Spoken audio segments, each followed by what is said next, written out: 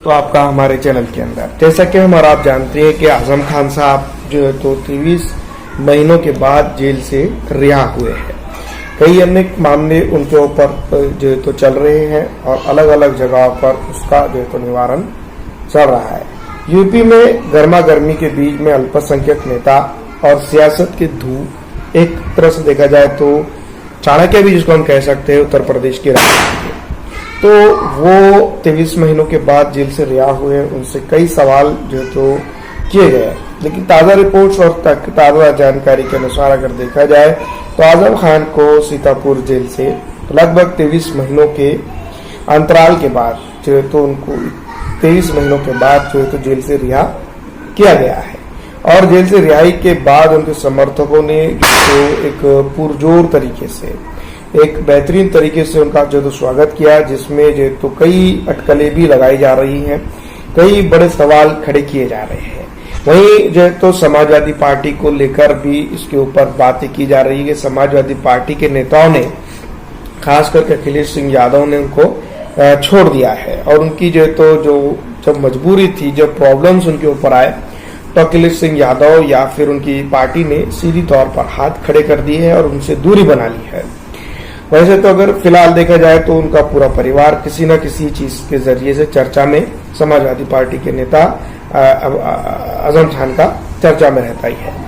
हम इसलिए उनके नेता कह रहे हैं क्योंकि लगातार जो तो एमएलए रहे हैं रामपुर और अलग अलग इलाकों से, वो एक दिग्गज नेताओं की सूची में उनका नाम आता है। साथ ही साथ एक बहुत बड़े एजुकेशन मतलब के तालीमी तौर पर काम करने वाले एक बहुत बड़े नेता के ऊपर भी उनको देख सकते हैं। उत्तर प्रदेश की राजनीति में कई बड़े नेता देखे हैं और इनका जो तो राजनीतिक करियर भी काफी अलग है और खास करके बच्चों के लिए उन्होंने काम किया है। हर क्लास के बच्चों के लिए, हर कास्ट के बच्चों के लिए उन्होंने काम किया है।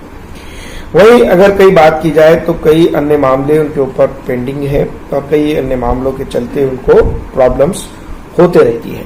उसके चलते जो है तो जनता के अंदर भी दो राय बटी हुई है अब आजम खान साहब के साथ, कि कुछ लोग ये कहते हैं कि इनकी राजनीति को लेकर एक राजनीतिक ध्रुवीकरण किया गया है या फिर उनकी राजनीति को लेकर एक बड़ी राजनीति की गई है ताकि आजम खान साहब के जैसे नेता अब और पैदा न हो सके और उत्तर प्रदेश के अल्पसंख्यकों को लेकर जो है तो कोई जीर्णोद्धार का काम न कर सके। इस तरह से अगर देखा जाए तो कई चीजें जो तो आजम खान साहब के साथ साथ उत्तर प्रदेश के पूर्व मुख्यमंत्री अखिलेश सिंह यादव के ऊपर भी घेरा कसने सवाल निशान खड़े करती है।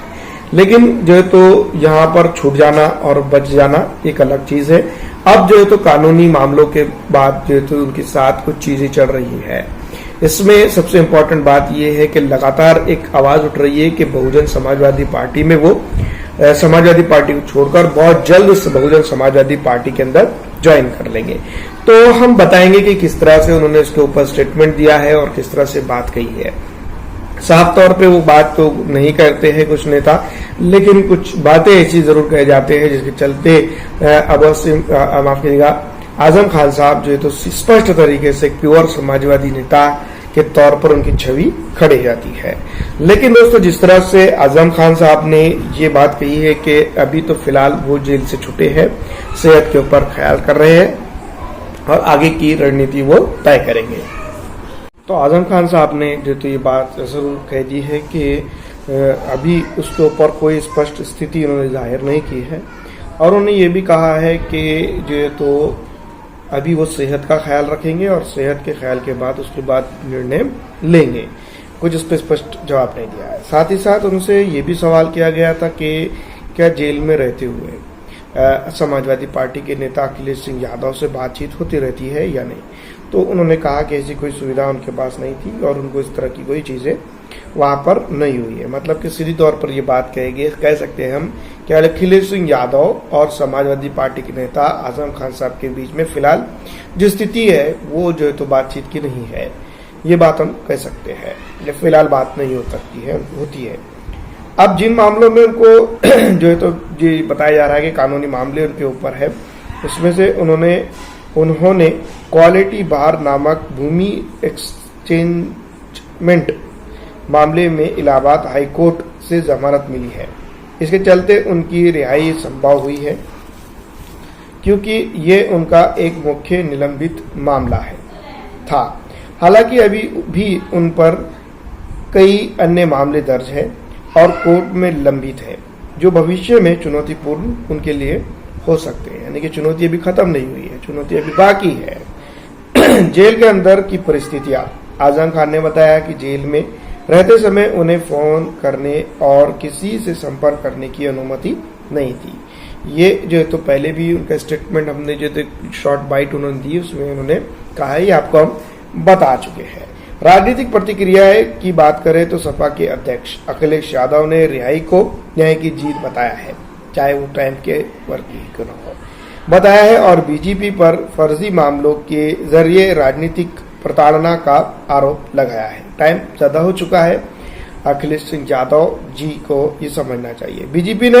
बीजेपी नेताओं ने कहा कि जेल भेजना या छुड़वाना बीजेपी का काम नहीं रहा है, न्यायपालिका ने फैसला किया है। अगर चाहे तो आजम खान से जुड़े स्वास्थ्य और कई ऐसी चीजें हम आपको बताएंगे, लेकिन उससे पहले मैं आपको बता दूं कि जिस तरह से जो चीजें चल रही हैं आजम खान साहब के आजू बाजू जो घूम रही है, वो कई स्थितियों को लेकर और कई जानकारियों को लेकर हम बताएं तो ये बात साफ है कि एक लंबे अरसे से राजनीति के सक्रिय नेताओं के अंदर एक मामूली सी कार्यकर्ता, नेता और एक बड़े नेता के तौर पर उनकी छवि रही है और स्पष्ट तरीके से कई एक मामलों को लेकर जनता के अंदर दो राय मिलती है, लेकिन जनता फैसला नहीं करती है। ये बात आप और हम जानते हैं, कोर्ट फैसला करता है। जनता उनके फेवर में भी बोल सकती है और उनके अपोजिट में भी बोल सकती है। कोर्ट का अपना एक प्रोसीजर होता है, उसके अंदर से जो है तो मामले निकलकर सामने आ सकते हैं या बाहर जा सकते हैं। लेकिन ये सीधी बात है कि फिलहाल जिस तरह के हालात आजम खान साहब के साथ है, तो जो परिस्थितियां नजर आती है, जो चीजें दिखाई दे रही है, उसमें कहीं ना कहीं ये बात स्पष्ट तरीके से हम कह सकते हैं कि आजम खान साहब को स्पेशल तरीके से जो तो राजनीतिक तौर पर जो तो निशाना बनाया जा रहा है या नहीं, तो इसका जो तो हम जनता के ऊपर छोड़ दे सकते हैं। दूसरी तरफ अगर हम बात करें तो समाजवादी पार्टी के कई वरिष्ठ नेता इसके लिए काम कर रहे हैं या नहीं, इसका भी कई बार जो तो सवाल या निशान खड़ा करता है। लेकिन जिस तरह के हालात है और जिस तरह की बेसिक मजबूरियां दिखाई दे रही है, अखिलेश सिंह यादव जो तो जिस तरह से वो जब आते हैं बाहर तभी उसके ऊपर कोई स्टेटमेंट देते हैं, अन्यथा ऐसी बहुत सारी जगह है जहां पर वो उनके बारे में बात कर सकते हैं और उनको खुलकर समर्थन दे सकते थे, लेकिन ऐसा उन्होंने बहुत दफा नहीं किया है।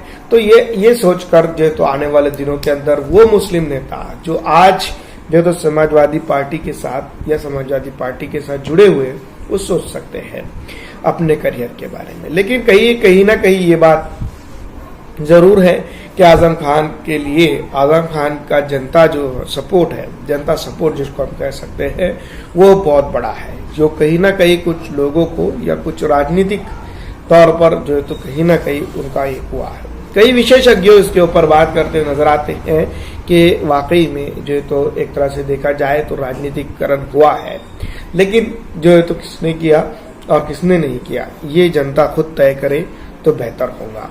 फिलहाल दोस्तों कई मामले हैं जिसके ऊपर जो है तो अभी न्यायिक व्यवस्था और या न्यायिक तरीके से उसके ऊपर कार्रवाई होंगी या फिर जो है तो उसके ऊपर कार्रवाई चल रही है। लेकिन फिलहाल आजम खान साहब अपनी सेहत के ऊपर ख्याल रखेंगे और अपनी सेहत का ख्याल रखते हुए आगे की रणनीति और जो है तो वो बनाएंगे।